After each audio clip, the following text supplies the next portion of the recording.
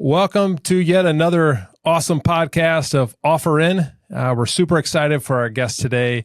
We have a dynamic duo here, the Incorvaia team. We have father-son Mike Sr., Mike Jr., and we're super excited to have them on. They are truly impacting the way real estate is done in Northeast Ohio and beyond within EXP. I've had the opportunity to get to know these guys as Offerin customers, but then also just as leaders in their field and the way they're impacting things.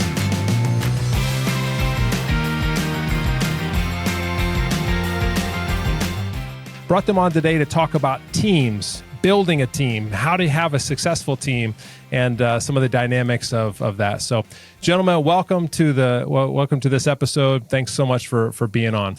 Thank you. Thanks for having us. Yeah. So give me a quick give us a quick rundown.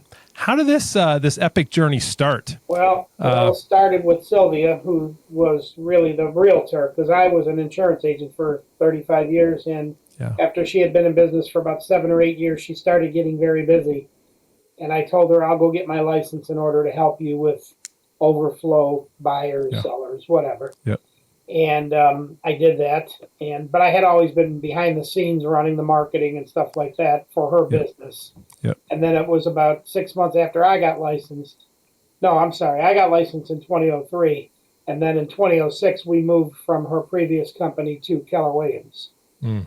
And then in September of 2006, Mike joined, and he was really the first person to be a part of what we would then call a team.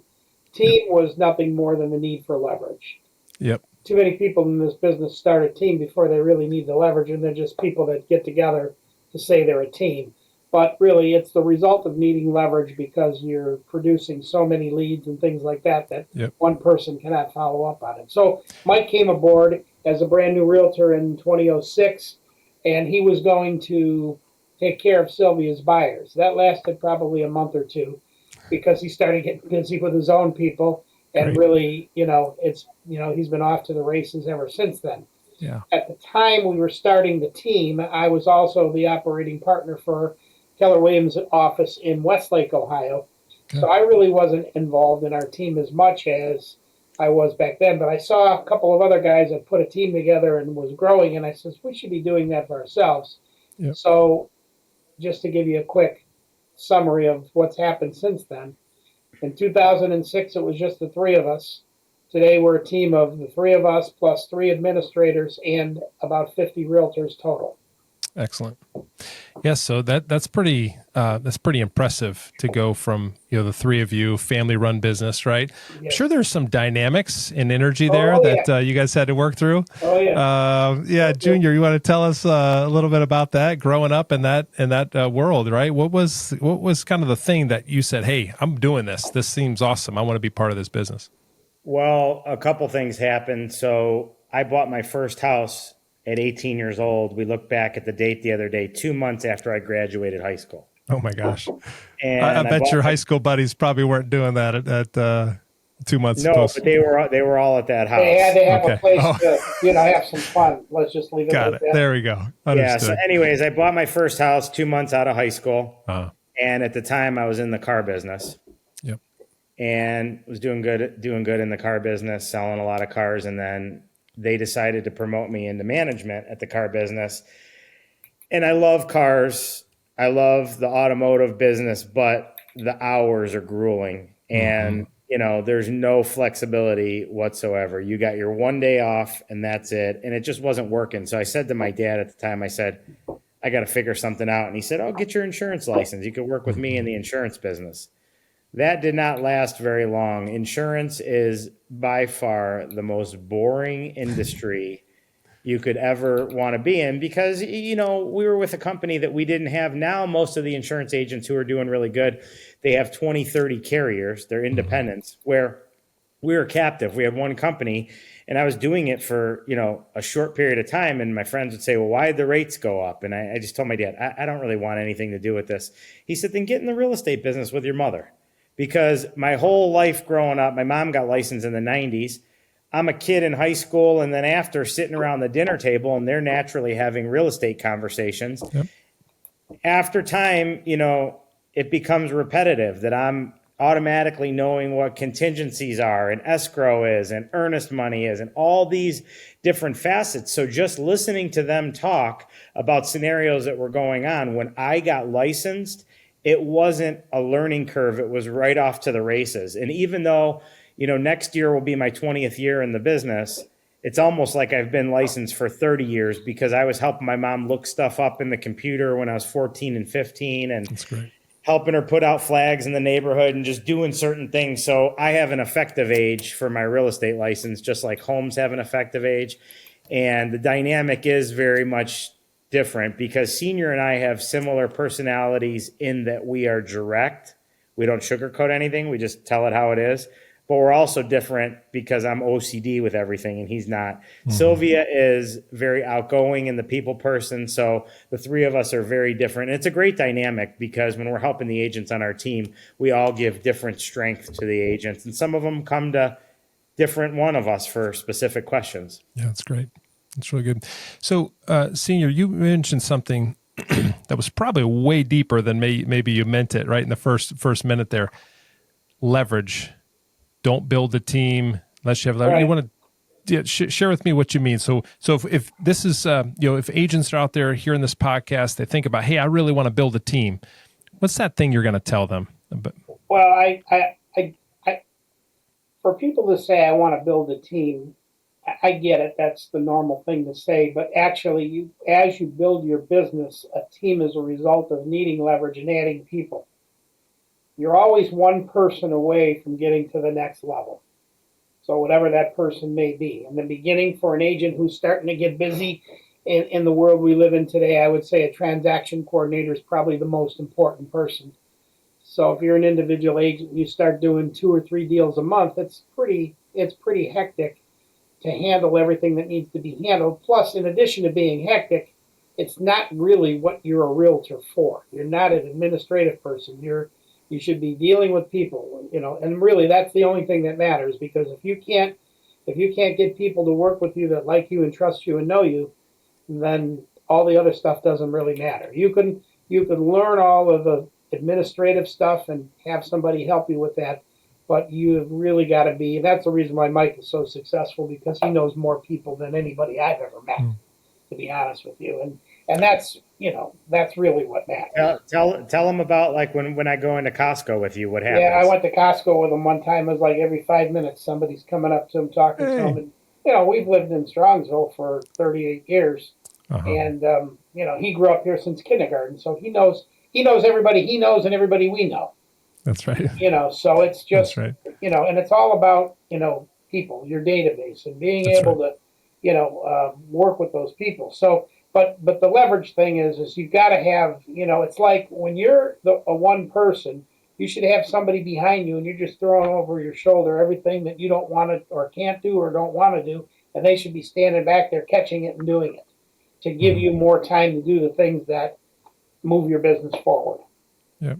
So what were the first couple hires you made? So as the three of you, what are if you're going to direct someone as they're building their team, what's the right next hire? An administrative person. If you read the Millionaire Real Estate Agent book, it'll tell you it's a marketing person, but really it should be somebody who could do marketing and administrative stuff. Somebody who's gonna, when we sell a home, so if you go out to list a home, you got to have somebody who's going to input it into the computer, and then when the home goes under contract, that person is going to contact the title company, the lender, the other agent. They're going to be, taking care of all of the administrative stuff that goes back and forth. We as agents shouldn't really be touching anything of that once the contract is done. Well, and there's also something to that there's something now that didn't exist when we first started this. There's virtual transaction coordinators now that really weren't a thing. We had people in office, salaried people that were doing transaction coordination and other things. Now you can get a contract to close person that you pay a fee per deal. And what's funny to me, it's very short-sighted on some newer agents that are doing business. Let's say a TC per deal is $200 to $300 per deal. and it's a licensed person that is following all those details, some agents would be short-sighted enough to say, well, I don't want to give up the $300. I do it better on my own. Well, then you're not doing enough business. Right. It's probably doing a couple deals a year. They have the time. They have the opportunity. You don't Leverage, have that need point for leverage. Yeah, right? and leverage is either people or tools and systems. Your Offerin is a tool, and it's definitely leverage. I mean, it takes a lot of workload off of the agent that's using it. So your Offerin that you now have, you've just added a new tool to our toolbox that didn't exist before. Well, speaking of the first time that we used it, when I got it from you, Darrin, maybe 6 months ago, it was literally 10:30 at night, getting ready to go to bed for the evening, and like 3 or 4 offers came in, and my seller on that house was a tech guy. Yep. And he's like, dude, we got an offer. They waived inspections. It's over ask. There's an escalation clause. I'm netting this. Then another one came in. He kept saying, dude. He's like, this is awesome. So it just made the process like unbelievable that it was happening in real time. Yeah. And for some of the listeners that may not know Offerin yet, Mike, your customer is getting communicated to, and here it is 10:30 at night, and you were maybe watching the Cavs game or doing whatever you wanted to do, right, for your own personal life, but yet the system was working for you. So to your point, senior, leverage. You find tools that you can make you more efficient. So yeah, I'd loved hearing that story. In fact, I reached out to you at some point that weekend and was like, hey, you're new to Offerin. How you like using the system? And you're like, I like it, but my clients love it. Well, and here's the other thing about it. That particular scenario, when that happened, it was like 4 or 5 offers at 10 to 11 o'clock at night. I didn't have to spend the next morning with a Google spreadsheet, making columns, putting every single thing in and doing all that.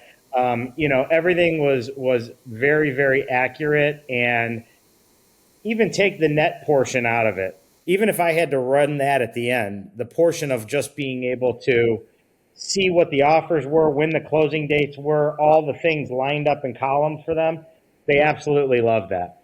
That's great. So those are some of the tools out there. There's a bunch of other ones that help agents be more successful. We're biased. We love Offerin. We're proud of it. Some of the other things I've noticed, I've been invited to come speak at your masterminds, but something you're doing when you have a team, how do you keep your team motivated, educated? How do you keep them sharp? Because obviously you guys are producing at a very high level. So what is the secret to you leading the team? We have Laura Justice on our team, who when we were at Keller Williams, she was at Keller Williams with us, and she was a broker there. And not only was she a broker, she was a MAPS coach, which is a coach in Keller Williams system. And, all that knowledge that she gained there, and obviously all of our knowledge with the production that we do weekly coachings at our office on Wednesdays, every Wednesday. And it's a time for the agents to come, even agents that aren't on our team attend to see what we're all about. And we collaborate with each other, and we go over scenarios of what's happening in the market, how to overcome that, business planning, getting things organized, using AI, me going over my process from the time somebody contacts me to how many times I communicate, how I conversate with AI, using these different platforms to keep the agents involved and engaged, where these other brokerages or teams may have team meetings where they're going over news in the real estate market nationally, where it's not really hyper local and doesn't pertain to what's specifically going on to help those agents do more business. And it's also accountability. They'll tell us what they want to, what they did for the week. What was their goal for last week? Example, I'm going to get 2 people under contract for a buyer's agreement. Now it's the next week. How did you do? What could you do different? What are you going to do this week? We have a girl on our team that she's a good producer, isn't always able to come, and she came to one of the coachings, and I said, just go on your phone and find 10 past clients and call those 10 past clients and talk to them how they're doing. It's not a real estate call, just checking in with them. She got 3 pieces of business out of those 10 phone calls. The next week she came back in and said, I can't believe it. Every agent's looking for the next shiny object that's going to get them more business or get them more leads, but they're missing out on their number one thing is their database of people they've already done business with that like them. That's great. Yeah, one of the questions I had for you guys is like, you have a team of, you mentioned 50 or so agents. We do see statistics that 75% of agents sell 5 or less houses a year. Of those 75%, 49% sell 0, right? So you have a big team, statistically big enough to start seeing some trends. If a new agent comes in on your team, how do you move them from brand new to productive? I think that was a great tip, saying, hey, database, but do they have a database? Do you have, No, so how do you do it? I can give you a really dialed in specific example. Perfect. One of the guys on our team, Alan Evangelista, he wrestled with me at Strongsville, and he was a great wrestler. Him and I used to battle all the time on the mat. We've been friends forever. I know his work ethic. He was a teacher for 20 years, and he decided, you know what? I'm really kind of over the whole teaching. I want to get into real estate. I've always liked real estate. So he got licensed, and right when he got licensed, I told him, you need to get a database of all the email addresses of the people you've dealt with over the last 20 years, people that you're familiar with in the community. You need to get all your friends, all your family, get them organized in a list. He did it. Then he said, hey, do you have any open house opportunities that I can hold open? I'll shadow an agent on the team who's experienced. So he did that. Then he got the knack of it. Then he started showing properties, figuring out how to do it and watching exactly the way to do it. The mindset of the wrestler is they just go and they just do it. And that's why people like myself, people like him, a lot of wrestlers in business, actually, senior too, you just go and do it. And, you know, those are the kind of people. He has already not even been licensed for 1 year, and he's already over 25 closed transactions. He's already surpassed his teaching salary, potentially going to double that. Congrats. And it's because when we say, go do something, he does it, and he does it at a high level. We had a scenario maybe a month ago.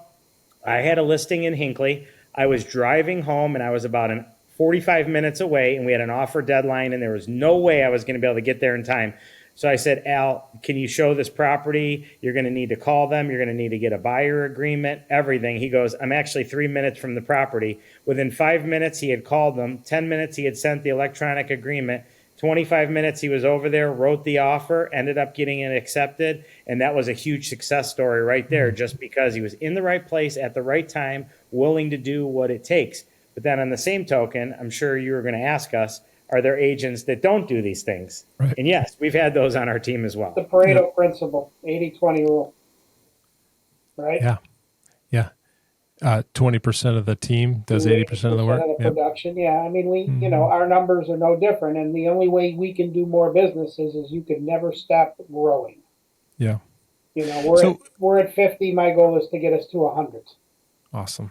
Before I retire. So a couple follow-up questions with that. What I heard, and correct me if I'm wrong, like the characteristics, the makeup of what's going to be successful, not just on your team, but in real estate.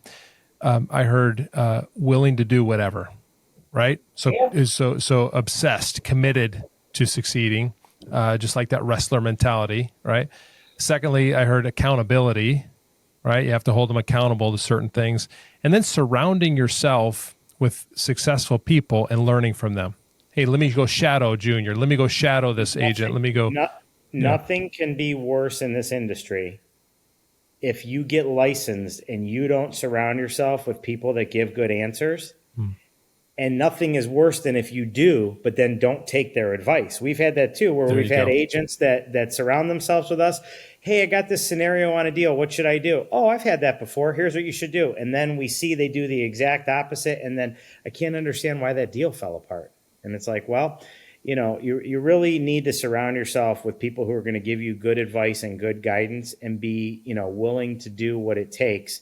And we do see sometimes agents that get licensed and they get paralyzation by analyzation, where they just analyze everything to the point of you've spent 3 months now of being licensed and you haven't went out and met or talked to a single person because you've been paralyzed over writing a contract. We have staff that will help you with that. We will help you with that. Go talk to the people. This business, unfortunately, is the type of business where you have to just like running into traffic.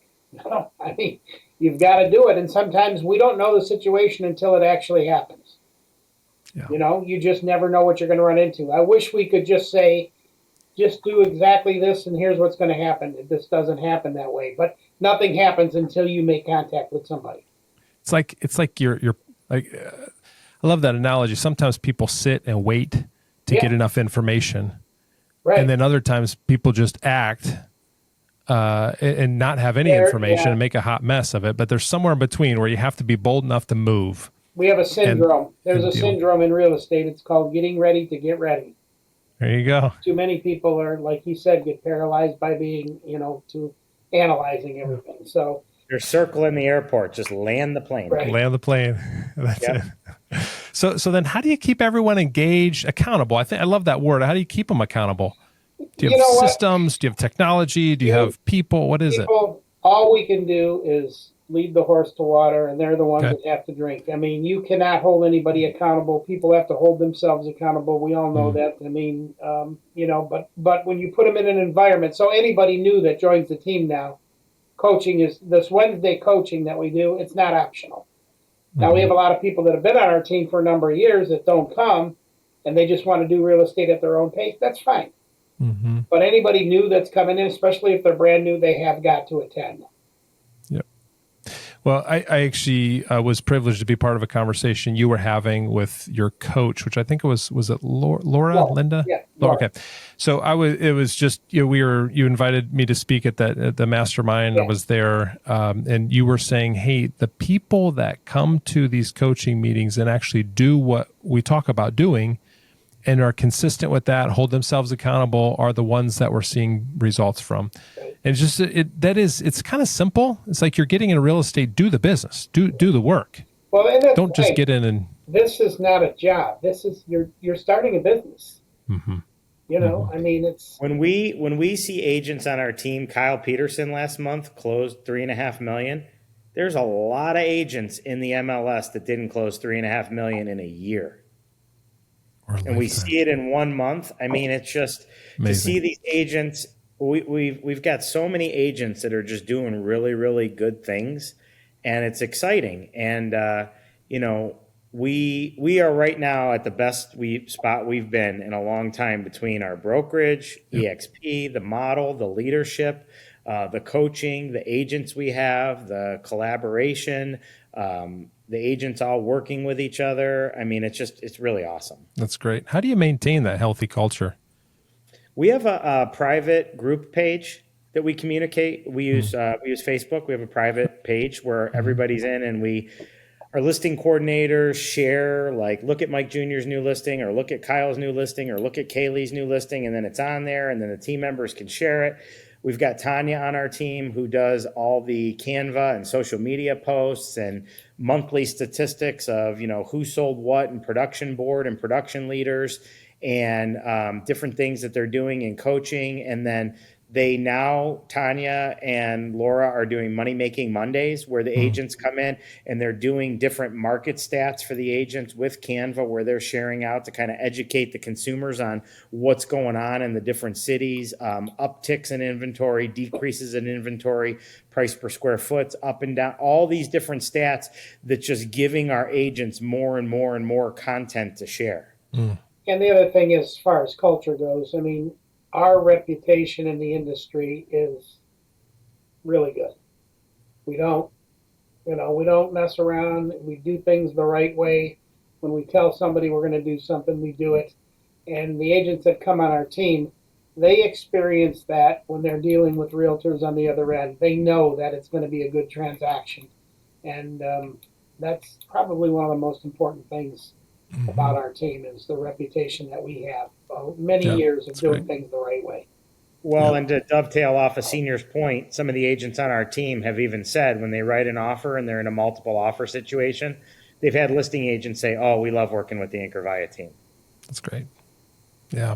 So in closing here, we have a few questions. One of the things, like, for our listeners, if they're a team leader out there that's hearing this, they have a team but feel a little stuck, right? And whether scaling or growing or leveraging, or maybe it's money, whatever that they feel stuck in some way. What's the one piece of advice that you can give them today to help get momentum back? Well, unless you're growing, you're dying. You have to be consistently trying to grow your team. So, to use a bad word in our business, recruiting, you've got to always be looking for more talent, period. Mm-hmm. Because in the many, you find the few. The bigger your team, of that big number, whatever that is, a certain percentage of them are going to be great. So I think, yeah, that's definitely, I would say that's definitely on point. Yeah. So awesome. We have a few, I would consider this like our lightning round, right? So I've got a few questions for you guys. I don't know, do you want to both be on the hot seat or like both answer the questions? All right, here we go. Rip them out now. All right. So what's your favorite book or book recommendation for the audience? I don't know about favorite ever, but I listened to the audio book recently, Let Them. Let Them. Who's that Mel by? Robbins. Okay. Yeah, it's basically talking about letting you can't get focused on what everybody thinks of you, everybody's opinions, trying to manage outcomes. Let them do what they're going to do. Just focus on yourself. I'm not a big book person. I'm not a huge reader, so I listen to the audio book. I'm not either. I think it's a generational thing. I'm not always even in school, but I do like, and I have always liked Rich Dad Poor Dad. Yeah, it's a good one. Mm-hmm. Favorite quote, Senior? What's one of your favorite quotes that kept you? I don't know. That you lived by over the years. I don't know. I have to think about that one for a minute. Mike, got any? Talent wins games, but teamwork and intelligence wins championships. Darrin, do you know who said that one? I do not. Got to be MJ, right? Yeah, Jordan. Was it really? That's Yeah. So Jordan's got so many. I am just the absolute biggest Jordan fan. Like, if anybody brings up the whole LeBron Jordan debate with me, it gets shut down real fast. Yeah. I love Jordan's quotes. That's great. Well, I grew up Michael Jordan posters all over the walls, right? I was a big Michael Jordan fan, even though I grew up in Cleveland. My wife worked for the Cleveland Cavs for 14 years as part of the training staff. And so she worked with LeBron personally for many years. Yeah. I had Farrah Fawcett on my wall. Hey, I actually, believe it or not, funny story. Senior, like my mom. In Medina, Ohio, right? Yeah. So my mom worked for Pro Arts is the name of this company. Yeah. So my mom worked there. I would go there as a kid after school sometimes because she was working there, and I'd go and just hang out Farrah Fawcett all day long. Oh, yeah. Because they're the ones that printed that poster, right? So every 18-year-old in America had that poster on their bedroom wall. Absolutely. I got to go see that in action. That was great. So, all right, moving on. So who's been someone that's inspired you the most in your business? You can't say Elvis.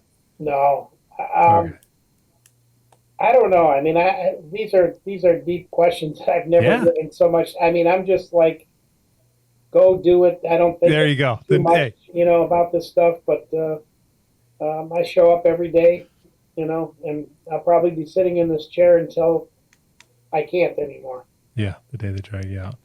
Junior, anything there? Anybody that's inspired? I mean, I watched these two. I watched him and Sylvia, and just do what they do. Just it's a lifestyle. It's not a job. Yeah. Yeah. So this next question may be hard to ask also because it's a lifestyle, but if you weren't doing real estate, what would you be doing? I'd be retired, probably. Be a professional slot player. I practically am now, except for I'd be failing at the profession, unfortunately. Yeah. Yeah. I'd probably be doing something with high-end luxury vehicles. Yeah. Whether it was wholesaling them, selling them. Right now, he's just buying them. Yeah, doing something like, I love some of these shops that are out that have like ceramic coating and PPF and like doing really high end work to these vehicles. Like, that's something that I always really like. But I mean, I can't imagine doing anything besides real estate. Yeah, I gotta connect you with one of my buddies who's you'll connect well with him. He's he's that high end car guy as well. But I got a tough one for you, Junior. Coke or Pepsi? Pepsi. Oh, wow. It's Coke all the way, is it not? Coke is woke. Coke is king, man. Coke is woke, man. Coke is woke. I like. Well, is Dr. Pepper under Pepsi's umbrella? Where is that? I think Dr. Pepper's under Pepsi's umbrella. Senior will verify this. Back when I was in high school, I was putting stereo systems in me and my buddies' cars. Did we go through 90 Dr. Peppers in about 4 days? I have no idea, but both. I'm shocked your heart is still beating. Pepsi and Dr. Pepper all will kill you. Oh, yeah, I don't drink any of that stuff now. That's right. Well, great guys. Good conversation. Thanks for the time, and really hope this is helpful for the team, the people that are focused on either building their team or someone that's stuck. You guys are great. You're really doing production. You're making it happen, and that's why I wanted to connect with you. Because one thing I didn't say that I wanted please. to say real quick when Senior was talking about teams and doing the right thing. So if you have a smaller team, and Senior will attest to this, when we started all this with Keller Williams and now that we're at EXP, you can't be afraid to go introduce yourself to somebody that's running a huge team and say, hey, can I look at what you guys are doing? I mean, a lot of the stuff that we got from teams, that there's always going to be somebody who's doing it bigger and better than you. Mm-hmm. And if they're a good person, they're going to be willing to share. And you got to be willing to talk to these people because they're definitely willing to share. Yeah, great advice. Yeah, appreciate it. Now, if someone's interested in talking with you guys further about growing their teams, how do they connect with you? What's the best way to connect with you? Reach out to us either through Facebook or, find our numbers, give us a call. We invite people here all the time to come on a Wednesday and see what we do with our team, to see if it's something that will make work for them. If they're an our website's real easy to find, www.greaterclevelandlife.com. Great. Awesome, guys. Thanks so much. Yep. Appreciate having you on. Yep. Talk to you soon. Bye.